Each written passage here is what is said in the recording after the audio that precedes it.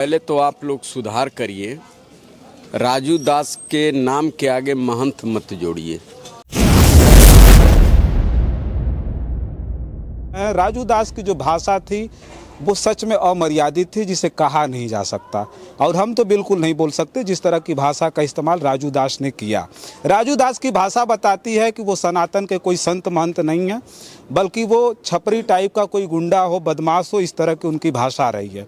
हालांकि जो उनके समर्थक हैं बहुत सारी चीज़ें कह रहे हैं। जो विधायक जी से हमने सवाल भी पूछा, वो भी उत्तर प्रदेश के मुख्यमंत्री बनना चाहते होंगे, उत्तर प्रदेश के मुख्यमंत्री की कुर्सी पर बैठना चाहते होंगे, लेकिन जनता को जवाब देना कि ऐसे लोग मुख्यमंत्री बनने लायक है, नेता बनने लायक है, महंत बनने लायक है, या फिर ऐसे लोगों की जगह जेल में है। किसी संत महात्मा की यह भाषा नहीं हो सकती है।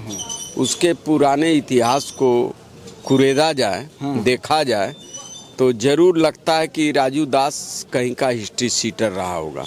इस आदमी ने पंचायती राज व्यवस्था करके एक निम्न वर्ग की महिला को भी पंचायत का, जिला पंचायत का अध्यक्ष बनाने का नाम उन्होंने, जिनका नाम मुलायम सिंह यादव। अच्छा, विधायक कि जैसे योगी जी मुख्यमंत्री बन गए, ये सब कहते कहते बड़ी बड़ी बातें तो वो भी कहते थे। अब योगी जी प्रधानमंत्री की लाइन में बातें निकल करके आ रही है कि अब हिंदुओं में एक और, जैसे ये राजू दास जी नए आ रहे हैं, ये उत्तर प्रदेश के मुख्यमंत्री हो सकता है कि योगी जी के बाद बन जाए। देखिए, यह भाषा बोलकर कोई प्रधानमंत्री या मुख्यमंत्री बन नहीं सकता है। श्रद्धेय सुभाष चंद्र बोस के बाद इस देश में किसी को नेताजी शब्द से कहा गया तो उन व्यक्ति का, उस श्रद्धेय भगवान का नाम मुलायम सिंह यादव था। कि राजू दास बोल के निकल गए, लेकिन ये मुलायम सिंह यादव जी के ऊपर इससे ज़्यादा, इससे अभद्र टिप्पणी कोई हो ही नहीं सकती। लगता नहीं कि समाजवादियों को कम से कम बहुत बड़ा स्टैंड लेना चाहिए था, इनके ऊपर लगाम लग जानी चाहिए थी पूरी तरह से, लेकिन ऐसा कुछ हुआ नहीं। लोग करा रहे हैं कि राजू दास को ऐसी भाषा नहीं बोलनी चाहिए, इसका बदला हम जरूर चुनाव में लेंगे। साथियों नमस्कार, मैं हूं रजनीश और आप जन आदर्श भारत देख रहे हैं। इस वक्त उत्तर प्रदेश का अयोध्या फैजाबाद काफ़ी ज़्यादा चर्चाओं में इसलिए है, अयोध्या की मिल्कीपुर विधानसभा सीट पर उपचुनाव हो रहा है। ठीक उससे पहले अयोध्या हनुमानगढ़ी के एक महंत हैं राजू दास, जिनका जो बयान आया, महाकुंभ में मुलायम सिंह यादव जी की मूर्ति लगी हुई है, जिसको लेकर के ऐसी ओछी टिप्पणी की गई, जिसको लेकर पूरे के पूरे जो समाजवादी हैं वो आहत हैं। देश भर से लोगों की प्रतिक्रिया आ रही है, लोग भला बुरा कह रहे हैं। यहाँ तक राजू दास को कहा गया कि बिहार का छटा हुआ गुंडा था जो आकर के हनुमानगढ़ी में शरण लिया हुआ है। तो तमाम जगह पर समाजवादियों ने तमाम तरह की टिप्पणी की। हमारे साथ समाजवादी पार्टी के कद्दावर नेता हैं, गाजीपुर सदर के विधायक जयकिशन साहू जी। बहुत बहुत स्वागत है सर आपका हमारे तरफ से आपके चैनल ग्रुप को बहुत बहुत बधाई। विधायक जी, क्या कहेंगे, राजू दास का बयान आया और ठीक जो है मिल्कीपुर चुनाव से पहले, तो चुनाव से भी हम जोड़ लेते हैं उस बात को, राजू दास के बयान को लेकर के क्या कहेंगे कि ऐसी मानसिकता एक महंत की हो सकती है, इस पर आपकी क्या प्रतिक्रिया है? पहले तो आप लोग सुधार करिए, राजू दास के नाम के आगे महंत मत जोड़िए। किसी संत महात्मा की यह भाषा नहीं हो सकती है। उसके पुराने इतिहास को कुरेदा जाए, देखा जाए तो जरूर लगता है कि राजू दास कहीं का हिस्ट्री सीटर रहा होगा। लोकतंत्र में या संत की भाषा कतई यह नहीं है। राजू दास जिस ढंग से गंदे शब्दों का उच्चारण कर रहे हैं, संतों की भाषा में उपयुक्त नहीं है। और वह भी हमारे नेता श्रद्धेय मुलायम सिंह यादव के नाम पर इस ढंग का कमेंट एकदम बिल्कुल मुनासिब नहीं है। और मैं तो मेरे शब्दों में, मेरे डिक्शनरी में सीधे सीधे मुलायम सिंह भगवान, जिसने समाज में दबे हुए लोगों को कुर्सी पर बैठने का अधिकार दिया, उसका नाम माननीय मुलायम सिंह यादव है।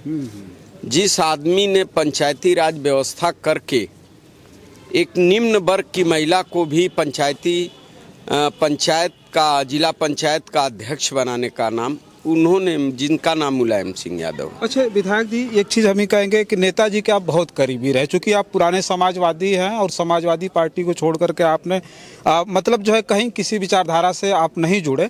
नेताजी को आप बहुत अच्छी तरह से जानते हैं और तमाम लोगों को ये कहा जाता है जो विपक्षी दल था, बड़े बड़े नेता मुलायम सिंह यादव जी को का अनुसरण करते थे, उनकी बातें मानते थे। राय लेनी होती थी तो प्रधानमंत्री जैसे लोग भी नेताजी से राय लिया करते थे। लेकिन नेताजी के ऊपर जिस तरह की ओछी टिप्पणी राजू दास की आई, राजू दास का इसके पीछे का मकसद क्या है? क्यों ये इस तरह की भाषा कैसे इस्तेमाल कर पा रहे हैं? इस तरह की भाषा कोई संत महात्मा तो नहीं कर सकता। हो सकता है ये किसी राजनीतिक दल के साथ मेरिट बना रहे हैं। अच्छा।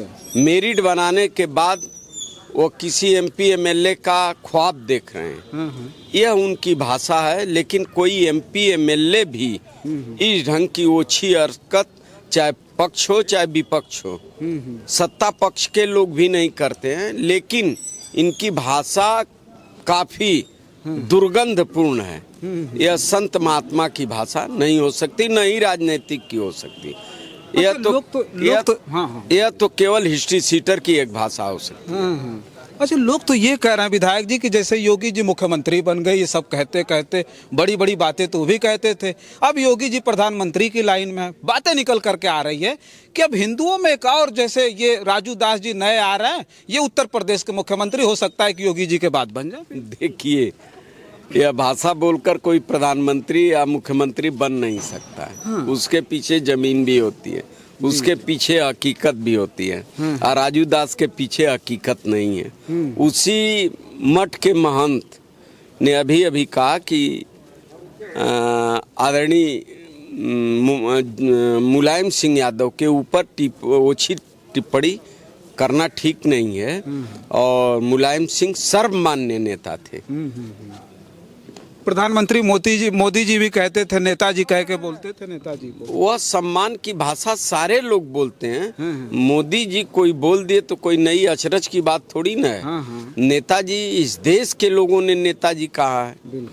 माननीय श्रद्धेय सुभाष चंद्र बोस के बाद इस देश में किसी को नेताजी शब्द से कहा गया तो उन व्यक्ति का, उस श्रद्धेय भगवान का नाम मुलायम सिंह यादव था। अच्छा, एक चीज़ और विधायक जी हम ये जानना चाहेंगे कि ये जिस तरह से, हालांकि राजू दास बोल के निकल गए, लेकिन ये मुलायम सिंह यादव जी के ऊपर इससे ज़्यादा, इससे अभद्र टिप्पणी कोई हो ही नहीं सकती।